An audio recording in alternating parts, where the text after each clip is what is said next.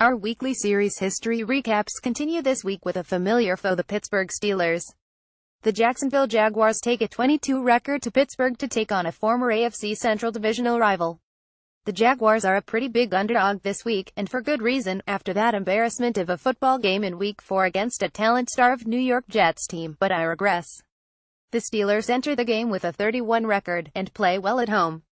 So, all signs point to a Jaguars win, right? An odd-numbered week, against a team who is expected to beat them soundly, and a team Jacksonville has fared pretty well historically against. These Dr. Jekyll and Mr. Hyde Jaguars are going to be ready to perform.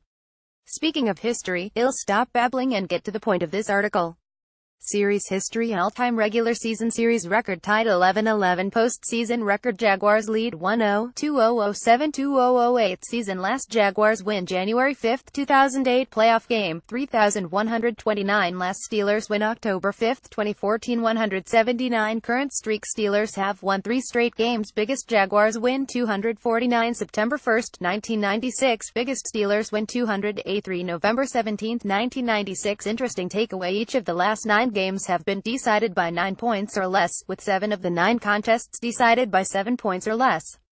3 of the last 4 games were won by 5 points or less. Quick thoughts: this has been an ultra-competitive series. Each team has the same number of regular season wins. Each of the games since 2002 were decided by less than 10 points, and the one playoff game in series history had a photo finish with a Josh Scobie game-winning kick, though the Jaguars had a big lead. I remember that game as if it were yesterday. These teams are no longer divisional rivals, but know each other quite well.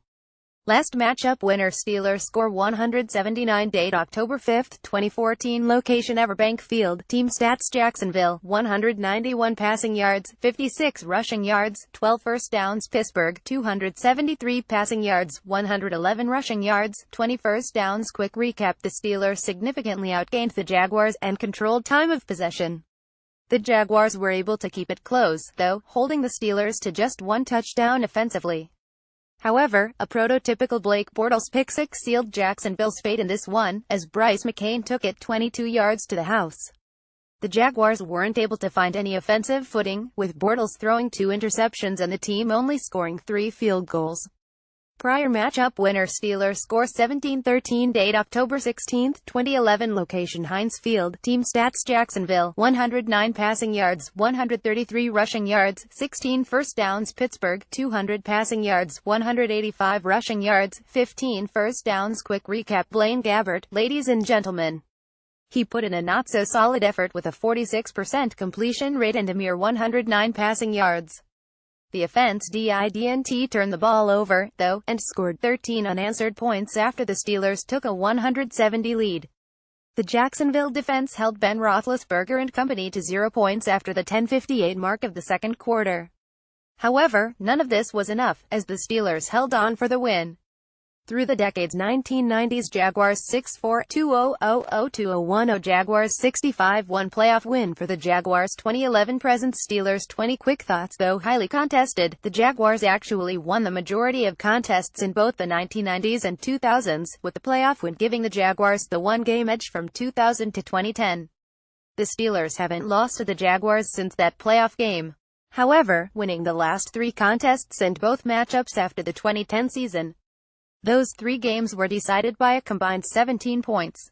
To begin divisional play, Pittsburgh and Jacksonville split every single season series from 1995 through 1998 before the eventual 142 Jaguars swept the Steelers in 1999. On paper, the Steelers have no reason to lose this weekend's game. Heavy favorite, playing at home where the team plays much better. Jacksonville is coming off of a loss to a weaker opponent, the Jaguars play poorly on the road, etc. But as I noted earlier, that all works in the Jaguars' favor, because that is what this team seems to do: play down to lower competition and play up to good competition. Still, the Steelers have a lot of firepower to contain. It should be an interesting game. Let us know what you think happens on Sunday in the poll below. 16% 1 vote, 33% 2 votes, 50% 3 votes, 6 votes total. Vote now.